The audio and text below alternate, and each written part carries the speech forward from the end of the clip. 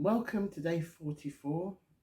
This is the Getting to Know God series, and we are looking at the Children's Bible 365 stories for every day this year. So, day 44 is the trouble in Egypt, which can be found in Exodus 1. Jacob and his sons and all their families settled down in Goshen, the part of Egypt where the pasture was best for their flocks. Joseph looked after them through all the lean years of the famine that God had foretold. Many years passed. Old Jacob died, and so did Joseph and all the brothers. But the people of Israel, that was God's special name for Jacob, went on living in Egypt. Many children were born of them until they became a vast multitude of people. The king of Egypt had died too. Other kings came to the throne. They did not know about Joseph's great deeds. They hated all these foreigners living in their country. There are far too many of them, said the king. They may plot against us or join our enemies when we are going to war. Something must be done.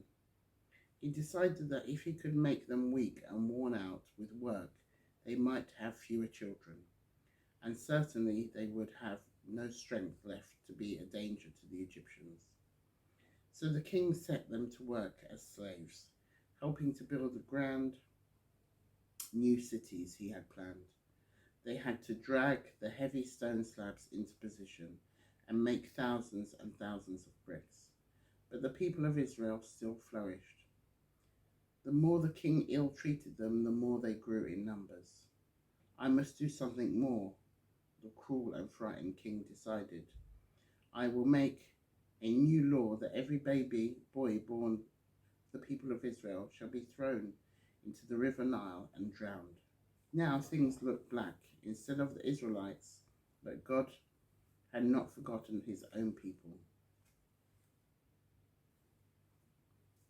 What do you think of that then?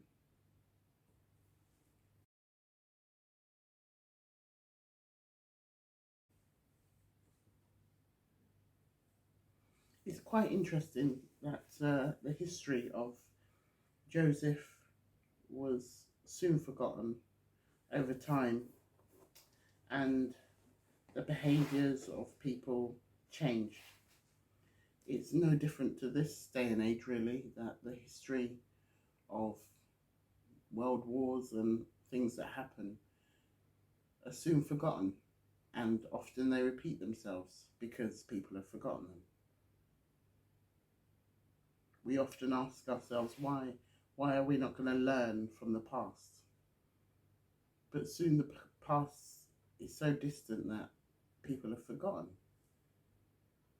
and people want to try new things, and people want to do their own thing. And so in doing their own thing, they make the mistakes that people of the past made. How can you and I learn from the past? How can we look to our ancestors, to our mothers, grandmothers, great-grandmothers, and learn from their situations? What is it we can do? What can we do better? It's always a question I try and ask myself at the end of the day. To give myself praise for what I have achieved, whether it be one thing or a mountain of things. But there's always the question, what can I do better tomorrow? How can I be better? How could I have dealt with that situation better? There's always room for improvement, and sometimes it's a great lesson for us to look back and learn. God bless you.